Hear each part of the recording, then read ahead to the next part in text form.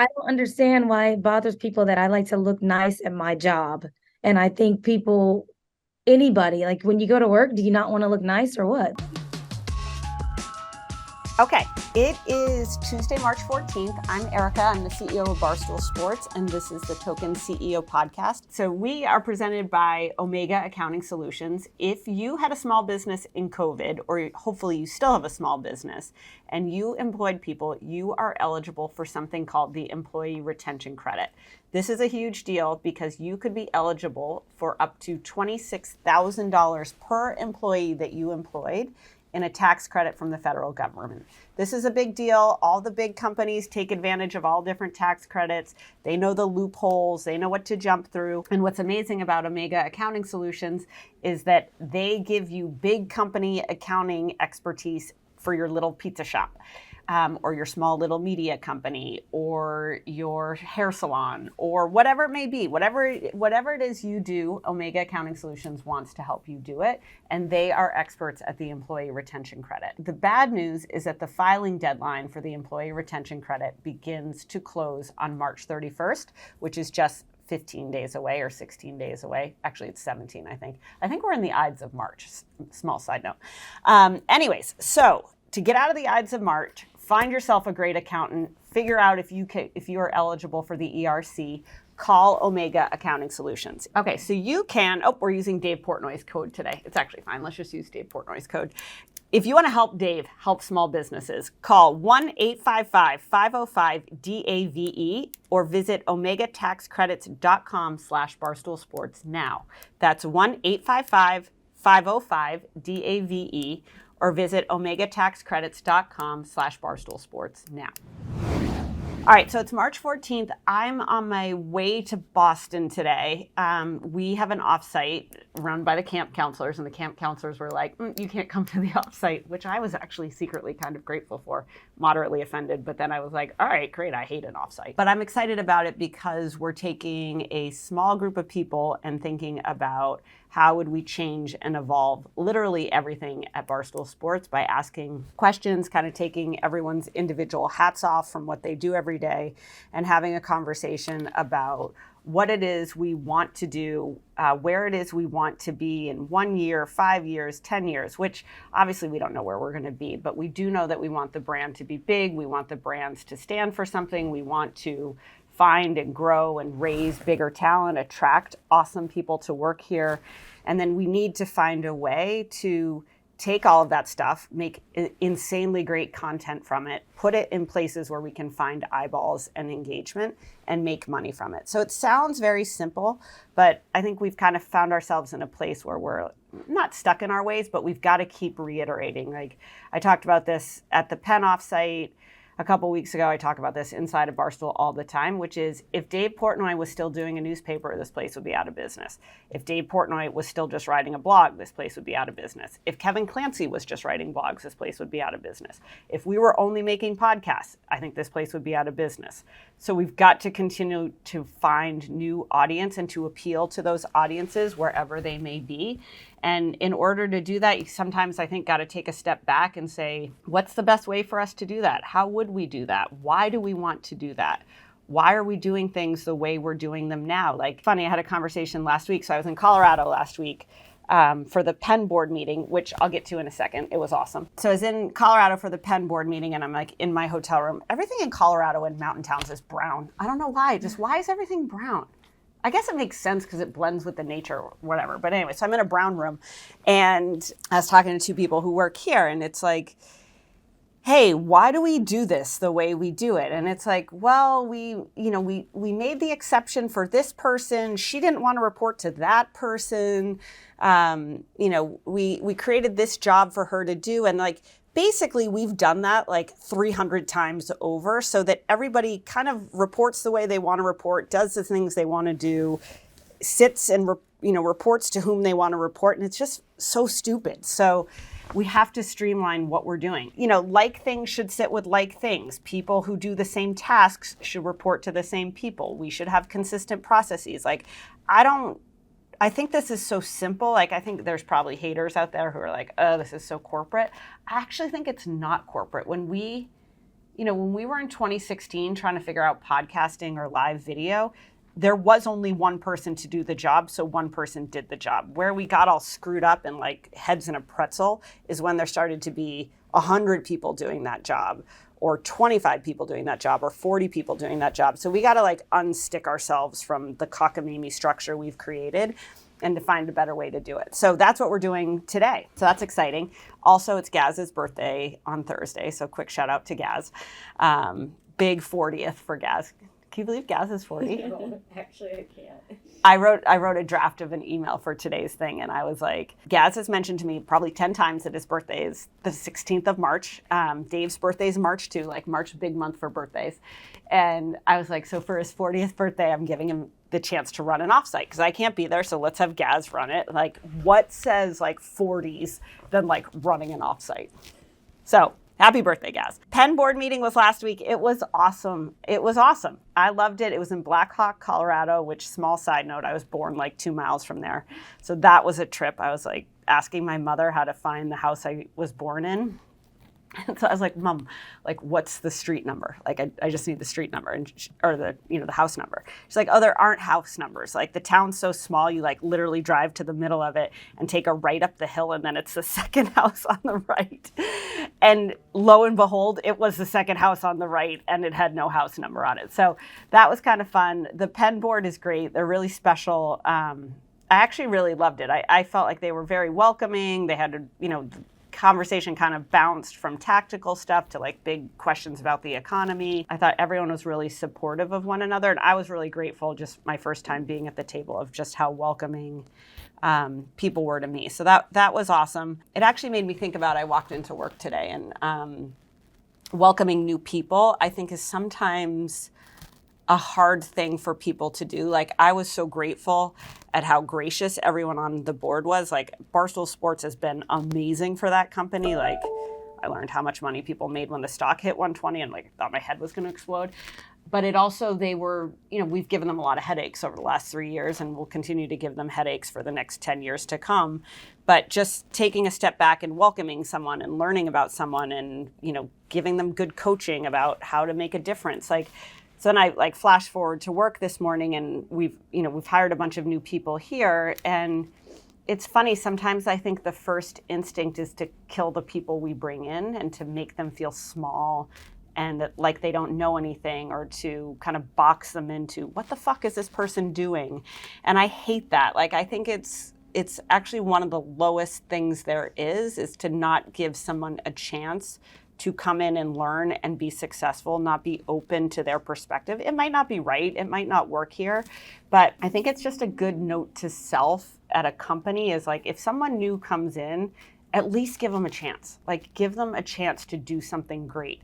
Be open to learning from them. Like, be receptive to their questions. Like, new people have questions. It's a fact. It's fucking annoying. Like, it takes up time. You have to slow down. You have to be able to answer them. But sometimes in raising those questions, it can yield better answers for your business. So I was really grateful for the Penn board because they allowed me to ask a ton of questions, which I'm sure were really annoying. But also just a good note for anybody here listening to this, and for anybody in a company, like, when somebody new comes, give them a chance. The other thing is, like, if you work in a big group and the big group gets a boss, go say hi to the boss. Like, just go introduce yourself. Go be like, hey, I'm Erika. I'm like blah, blah, blah.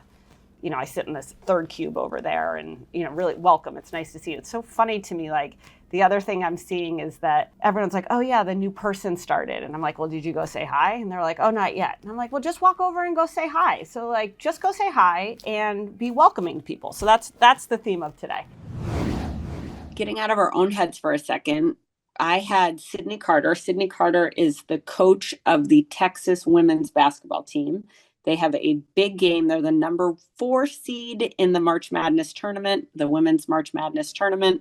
They have a big game this Saturday night against Eastern Carolina. It's going to be on ESPN at 9 p.m. She's a little bit controversial in that she chooses to wear fabulous outfits on the sidelines, which, do you call it the sidelines of a court? I don't know. But anyway, she wears fabulous outfits. People don't seem to like that. I think it's fabulous. She joins us for a quick conversation about being a player and also a coach playing professionally, how she thinks about point guards, and what she's hopeful for this March Madness. Sorry, I've kind of lost my voice a little bit You have a lot because going on. I am not surprised. we had 3 games in 3 days, so my voice is kind of, so I'm gonna try to enunciate as much as I can. That's all right. Sorry, how you doing? Doing well. I'm Are you tired. fired up? I am. I'm like super passionate about this. And so I'm like really Yeah. disappointed we didn't win yesterday, but a lot of Yeah. people are not playing in the NCAA tournament. So I'm very grateful we are, and we're in a good spot. And so I'm happy about that. And you have Eastern Carolina next. Yeah. 4 seeds, not bad. No, I mean we get to host, so I'm happy about it. I'll take it. All right. So Sydney, my big question is, what are you going to wear for the game? And why do so many people have so many opinions about what you wear to coach or what you wear on the sideline? I don't know. I've yet to figure that out. And honestly, probably because I don't care to figure it out. Like, I don't understand why it bothers people that I like to look nice at my job. And I think anybody, like when you go to work, do you not want to look nice or what? Like, it But doesn't I make think you want to look like you. Like Hey, that's exactly what I want. that's my thing. Like, I mean, I liked the hot pink pants. I don't understand why the hot pink pants were so controversial. Me neither. Like I said, I mean, they look great. Thank you. All right. So let's take a step back. Why don't you, for folks who are listening to this, describe who you are, what you do, what's coming up? Like, give us the Sydney story. Okay, well, I'll start from the very beginning. I'll give you a brief intro. So I started playing when I was a teeny tot little kid. Went to high school, took my team to the first ever girls basketball state championship. We didn't win the game, but that was the first time our girls program had ever went. And then I went to college at Texas A&M, won a national championship in 2011. I'll rewind. I won a Big 12 tournament championship in 2010, my sophomore year. Then I was drafted into the WNBA in the third round in 2012, played 4 years in the WNBA with 4 teams. And then I played 7 years overseas. And then I retired around like 28. I think it was about 28 when I retired. And then started back at my alma mater coaching. And then now I'm here at Texas. And so here I am now in the coaching realm after being retired for a couple of years now. And how is it getting back on the other side of the court? Like, talk a little bit about that transition. Like, were the things that made you great as a player, is that what makes you great in driving player development or coaching? Like, talk a little bit about that. Yeah, for sure. I think the discipline and the work ethic that I had as a player, it's carried over. It's not something that ever went away. And so it's the reason why I just know how to put my head down and work every day. Like even when I'm tired, I just know how to just get things done. And I credit that to being a basketball player, because there's so many times that you don't want to go to a workout or, kid, you're like, Mom, I don't want to go here. I don't want to go there. And you don't understand till you get older. And so I think it's the reason why I'm so passionate about what I do, because I played. And do you yell at your players all the time? Like, what kind of coach are you? I'm actually not a yeller. Like, I'm very intense. So in the games, you'll see me hollering and yelling because I got to project my voice. But everybody is different. Like some people you can be really stern with and be like, hey, I need more from you. Other people you got to be like, hey, it's okay. Like, I know you can do better. I need you to do better. So I think for me, I am a coach that has high expectations for everybody, but I know that people are led different ways. And so I'm very good at, ministering what they need and how they need it. Yeah, so you have like a sensitive point guard. You're like giving a bunch of love to your point guard. You're yelling at your center. You're like motivating your forward. So that's smart. Yeah, I'm actually very stern with my point guard because she's gotta know everything. I was a point guard, so I know. But you gotta have thick skin to be a point guard. So I'm kind of tough on them. Do you think that's the best or hardest position? What do you think about that? For sure. I definitely do, because not only do you have to pick up 94 feet the way that we play, so you're up there, you're guarding, somebody for 94 feet, but you also got to know where everybody's got to be, and you have to be an extension of the coach. And so being a point guard is not something you can do being silent. Like you have to have leadership with your actions and your words. And so it's not for everybody. That's so great. And talk to me a little bit about the Women's March Madness tournament this year. Like, just for folks listening, like, where is it? Are you going to have decent food? Is there going to be a weight room? Like, what's the scene look like? Well, I sure hope so. I mean, after that whole fiasco in San Antonio 2 years ago, when COVID was around, that was COVID was hard on everybody, and so obviously Yeah. that's no excuse for not having things up to par. But I mean, last year things were good. This year, everything's the same now since COVID's over, so we're able to host this year, which is big for us. And then other teams that are either a 1 through a 4, they're hosting at their own gyms. Mm-hmm. Difference this year is there's only 2 regionals. There used to be 4. And so there's 2 regionals, Seattle and Greenville. We're in the Seattle one this year. And so I think things will be good. Seattle's a great city. So hopefully we can get there after the first 2 rounds are over. And I love but Seattle's one of my favorite cities. I already told our director of operations, need to go to the fish market on arrival. I'm your girl. Yeah. You're like original Starbucks. I'll be there. Yeah. And what's the reputation of your team? Like, So we are known for our defense. We are known to completely get after people in the press, in the half court, make you kind of run things you don't want to run, speed you up. So we're known as a hard-nosed defensive team that's going to get after you for 40 minutes, and that's just what we do. and are people scared of you guys? Or I don't know if people are scared of us, but I think we're not anybody you can take lightly, because okay. you always hear the whole defense wins games things, and it's very true. I won a national championship being a defensive player on a defensive team. So I don't think people are scared, because it's basketball at the end of the day. But I think people are gonna know when you come play us, you got to have your best game, or we're gonna get you. Or you're going to go home. Yeah. And then what's your fan base like? What's the Texas fan base like? So I think on average, I don't want to be wrong, but I'm just going to give a guesstimation. So this year we brought in about 6,000 to 7,000 a night. And then our last game, we actually had very close to 11,000. So I think people are going to show up. I mean, whenever you're hosting in the NCAA tournament, it's a big deal. So people are going to come out for sure. That's so exciting. And then who do you think's the team to watch that not enough people are talking about this season? Well, obviously, I got to go with us. I mean, we're a 4 seed, but I always say seedings don't define who you are. All you got to do is be better than somebody one time in the postseason. It's winning is the only option, and so you never know when you're going against somebody. They could be a 15 seed, but if they got that chip on their shoulders, they can come in and beat anybody. So I'm going to go with Texas, because that's where You're I'm going at. with Texas. I I'm love going to it. win 6 games. And what would you do if you weren't still involved in basketball?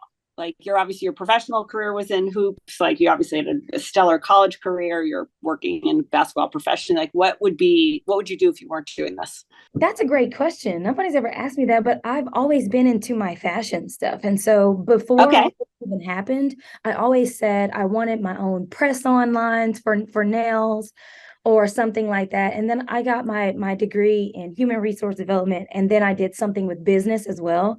So I always said, okay, I can always do something with that if I wanted to. I never had a plan for it, because I always planned to be a coach. But I always wanted to do something with my fashion as well. So hopefully I can get a nail line that comes out even as you would definitely get a nail line, if not a fashion line. Like, you should love all the people bagging your outfits. This is like great PR. It's amazing. Yeah. And what do the other coaches say? Like, what do the other Texas folks say about all the attention on you? Nobody ever says really like anything. They are really supportive. Like people are like, doesn't matter what people say, what do people say. If it's negative, don't pay any mind to it. I get a lot of people come to me after games like, oh my God, Coach Carter, I love you. I love your outfits. And so I only focus on the positive stuff. Anybody that Yeah, has for something sure. to say, I don't have time for. Yeah, you're like, and where did you play in the WNBA? Like, when you were abroad, where did you play? So I did WNBA with Chicago, Connecticut, Atlanta, and Indiana. And then overseas, I went to Latvia, which is right next to Russia, Yeah. and Israel. And you played in their leagues too. Yeah. So I did That's awesome. Cup. Euro Cup is another. So Euro League Yep. is like the top league over there. And then I did Euro Cup. And then I did the Latvian leagues. And then I did the Israeli league. And how would you describe the differences in all the experiences? In the WNBA, for me, everybody's different. I wasn't a Diana Taurasi, so I'm not a Yeah. star. So, the WNBA was fun. I had a lot of friends. It was just good to be able to play against the absolute best women in the world. I got to play against people I grew up watching and Sue Bird and Diana and Yeah. everything. So, that was a great experience for me. But overseas, for me, I had more freedom to play. When you're not when you're not necessarily the person that is the go-to on the team, you know your role and you play your role and it's up to you to do it well. And so I feel like that's what my role was in the WNBA.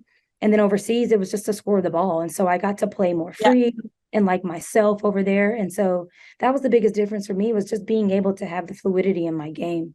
That's awesome. Well, thank you for meeting with us. We appreciate it. And where will we be able to watch you? Will the game be televised? Will we be able to watch you?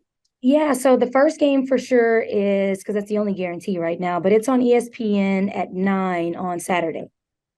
All So right. So we'll have we got people a late tune in. one. All All right. right. That's all right. You're worth it. All right. Good luck to you, Sydney, and congratulations. Thank you. All right, so speaking of being welcoming to new things, let's talk about my Aura ring. So I have an Aura ring. What's awesome about the Aura ring is I have welcomed it graciously into my life and all of its data and information and feedback about the things that I am doing and, more importantly, the things that I'm not doing. So what's cool about the Aura ring is it is super sophisticated. It looks like a ring, but underneath that ring is like a whole bunch of technology that monitors you. It helps you understand your health, to like really simplify the shit out of it. So what's awesome about the Aura ring though is it tracks when I work out. It tracks how I'm sleeping. It allows me to add all sorts of inputs so that I can track how my health is progressing. Maybe my goals are to work out more, which they are. I was supposed to wake up at 6 a.m. this morning and work out. I didn't, and the Aura ring tells me it. So now when I go home after work tonight, I'm like, shit, I have to work out. So what's awesome about the Aura ring is it's not a big clunky watch. It does enable you to understand your fitness and your overall health, and it helps you make progress. It helps you show your progress over time, which I think is super helpful and rewarding. So whether it's mental, physical, or emotional, we all benefit from more knowledge. I can get behind that. Understanding your overall health is essential, and the Aura ring helps you discover how your body is working. They deliver accurate and personalized health insights. The ring is insanely comfortable. During the day, the sensor technology tracks my heart rate, calories burned, and activity levels. And at night, it monitors body temperatures, sleep quality, respiratory rate, and more. I tend to snore. I wish my Aura ring was like, you snored last night, because I think that's embarrassing. I hate that I snore. I hate it. But anyways, that's neither here nor there. If you visit auraring.com/token, you can get an Aura ring today. That's auraring.com/token. OURA is how it's spelled. So go get one. It looks great, super durable. You can play with it. It feels good. And it gives you a whole ton of insights that can help make you more healthy. Okay, so let's go into Q&A. Oh, this is a good one. My company just won an award for Canada's most admired cultures. I've been invited to be a keynote speaker at the summit. That's awesome. It will be my first time presenting in this capacity. Do you have any best practices you can share for formulating the presentation? What are your techniques for being a captive speaker? Ooh, this is a good one. So first of all, congratulations. I think you should talk about your culture. Talk about shit you know is the first thing I would say in giving a compelling presentation. 2 is, I don't know if you're going to have a PowerPoint or keynote or some type of presentation slides with you, but make sure they're visually appealing. Nobody's going to read the words on the slide. Nobody's going to be impressed by a bunch of charts. People love bright colors and big statements and things that elicit an emotion. The third thing is you really have to hone what you're going to say. I wouldn't write a script, because I think when you read a script, it feels just inauthentic and just forced. What I would write is, what are the 3 big messages you want to get across to this group? And what is it you want them to take away from it? Do you want them to be inspired? Do you want them to be motivated? Do you want them to take specific actions? What is it you want people to take away? So what do you have to say? What do you want the takeaway to be? And then write your story from there. Don't make it too long. Nobody wants to sit through a long speech. That's a rule A1A to being captivating. But also, I think the more humble you can be, the more human you can be. If you're funny and you can lean on some humor, that's great. If you can participate with the audience and ask questions and kind of work on the fly, that's awesome too. But really outline what you want to deliver. What's your vision? What do you want to share to this group of people? And what's your hope that they'll take from it? And then you have to rehearse. So you got to like speak it in the shower. You got to speak it when you're blow drying your hair. I think this is a woman or a man. But even guys blow dry their hairs too. That's fine too. But you got to rehearse it. You got to like know it cold. Like nothing's worse than not knowing your speech. And when you say it out loud, you're going to realize what you need to change over time. So congratulations and good luck. Second question, how do you hold your boss accountable when their expectations change every time you have a one-on-one? I'm kind of guilty of this. Like I move the goalpost all the time. The first thing I would do to hold your boss accountable for what they want from you is to write down what they want from you. Sounds very stupid, but if you have a one-on-one on a regular basis, you can say, hey, the last time we met, you asked me to focus on A, B, and C. And then you say, here's the progress I've made on A, and here's the progress I've made on B, and here's the questions I have about C. When you go into the next one-on-one and the person says, okay, I want you to focus on D, E, and F, it really gives you the opportunity to say, okay, 2 weeks ago, I started working on A, B, and C. Do you want me to give up A, B, and C? Does A relate to D? Like, how does what you've given me relate to what you want from me now? And what is the priority? Is it finishing the old stuff you gave me, or is it initiating the new stuff you want me to do? I think provoking that conversation might get your boss to be like, oh, you're right, go back to A. Like I find that my mind goes like a million miles a minute and I'm like, I want to do this, I want to do that, I want to do the other thing. When someone reminds me like, well, you already gave me this project and it's kind of big and it's going to take a long time and I'm working on it, I'm like, oh shit, you're right. Forget that I just asked you to add this new thing.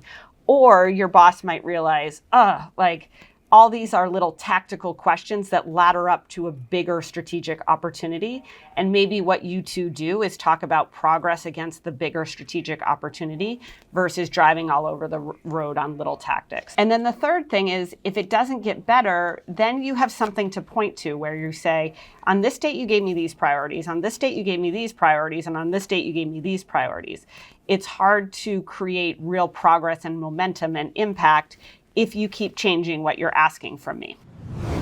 Third question, last question, then we gotta go. I've been planning on asking for a raise around this time of the year, but I learned that I was pregnant a while back. I'm due in May. Can and should I still ask for a raise, and how much of a raise can I ask for?